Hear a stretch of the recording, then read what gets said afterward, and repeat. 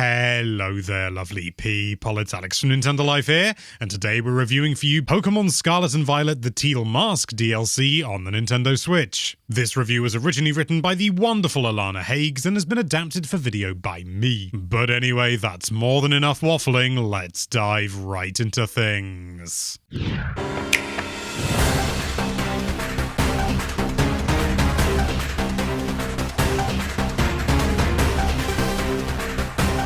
As a series, Pokémon is one that has held on to tradition pretty firmly. In the over 25 years since Red and Blue's release, the fundamentals of the game haven't really changed. You explore a world, you fight Pokémon, you catch Pokémon. Last year's Pokémon Scarlet and Violet was the first big attempt to change things up a bit, at least in the mainline series, expanding exploration to an open world setting and letting you progress in your own way. But fundamentally, it was still Pokémon. Warts and all. It's perhaps fitting then that the first part of the Hidden Treasure of Area Zero DLC, The Teal Mask, is set in a land besotted with tradition. The people tell folk tales, new native Pokémon are steeped in history, and with the Kitakami region's clear Japanese inspirations, it feels like a throwback to the older days. This does mean that whilst The Teal Mask is a fun time that builds on Scarlet and Violet's strengths, it also exposes the base games and the series' weaknesses that much more. Your character embarks on a school trip to Kitakami, and while you're there, you'll learn about the culture and explore the rice paddies and grassy fields, all while learning about the Loyal 3 and Ogerpon, a fearsome legendary Pokémon of the region. The lighter story here makes sense given that the Teal Mask can be accessed within the first 5 hours of the main game, but your adventure in Kitakami does feel like one big side quest, albeit one that ends with a big carrot dangling for the second half of the expansion pass, the Indigo Disc. We have to talk about the DLC's new characters, Carmen and Kieran. These siblings continue the base game's trend of characters with fantastic development. This duo takes some warming up to, but they both really grew on us towards the end of the DLC. We have a soft spot for Kieran and his character arc, which leaves us with plenty of questions for part 2. It's impossible to return to Scarlet and Violet, even in this brand new region, and not talk about the much maligned visuals and performance issues. If you're expecting any improvements here, then you're bang out of luck.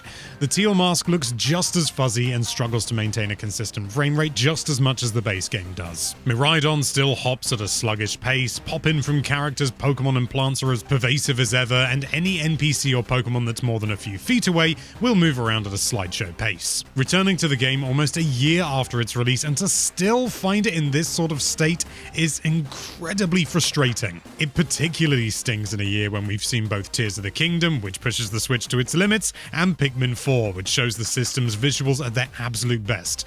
But hey, boxes now load without lagging horrendously. That's gotta be worth something. The Teal Mask is Pokemon very much as we know it.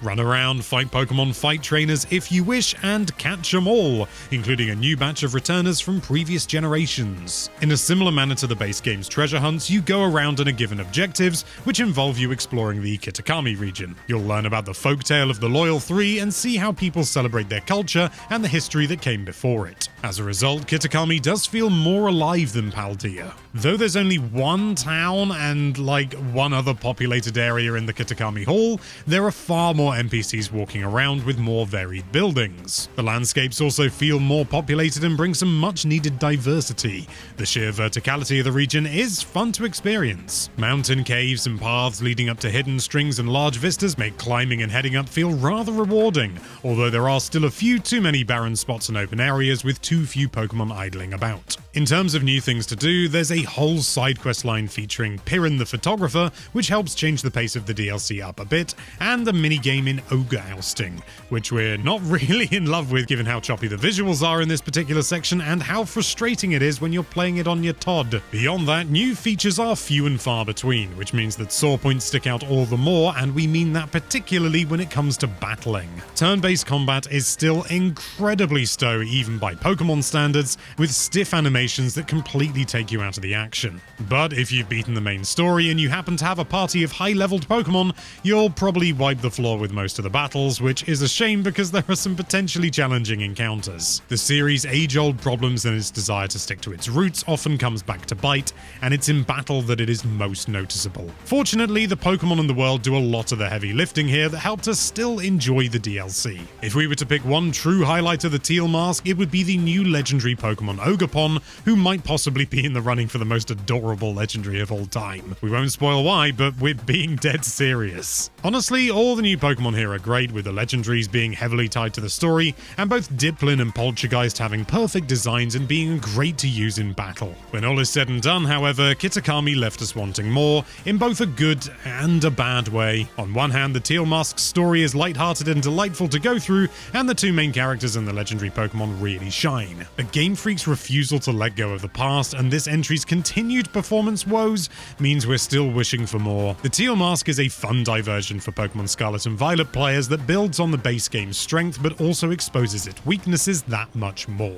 Fortunately, those strengths sparkle and terrestrialize into a breezy, fun experience that delivers some rich regional storytelling, great characters, and some fantastic new Pokemon. We wanted more though, more love and care put into the visuals and the battles. The Indigo Disc has a chance to build on the foundations the Teal mask has laid, and we hope that's exactly what it will do.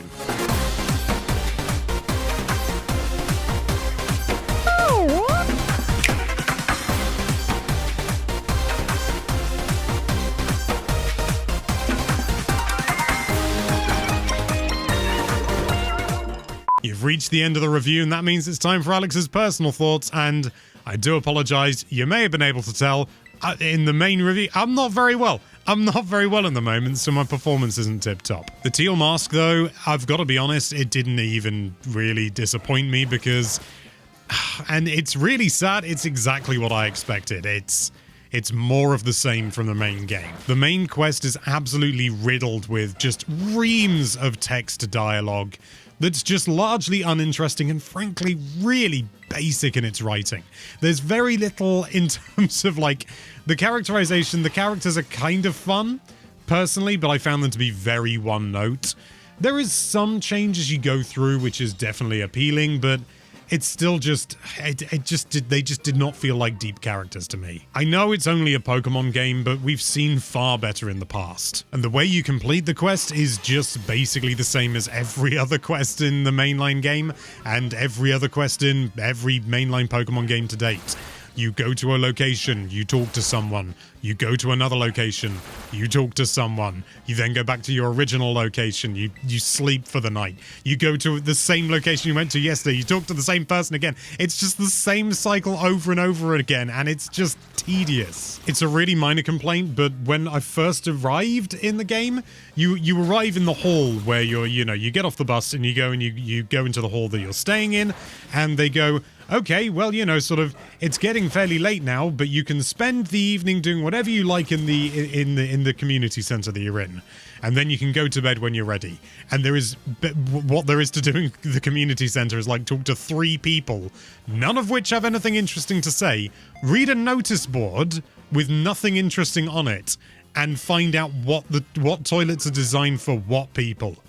And then you can go to bed. That is, I'm not exaggerating, that's all you can do. You can make this character do this animation for as long as you like though, so swings and roundabouts. What really frustrated me the most though was the folklore with Ogerpon, because I actually enjoyed it. I actually enjoyed that little sort of bit of folklore, that little story that really sounds like it's been handed down from generation to generation, and all this sort of, it's really lovely.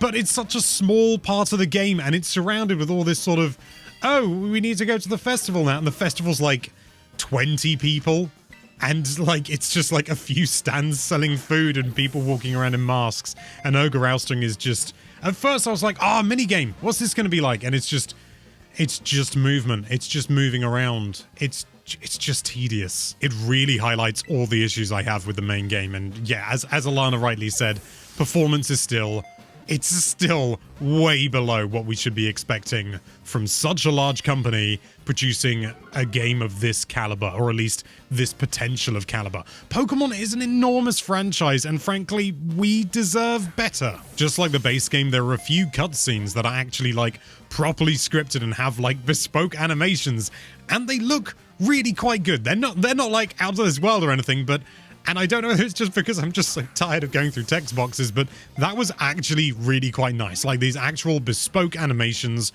like you would expect from a game made by a company this large in 2023, or 2022, I suppose. But they just don't happen often enough, and more often than not, it's people like pivoting on the spot without actually turning around. They're just sort of like pivoting very awkwardly.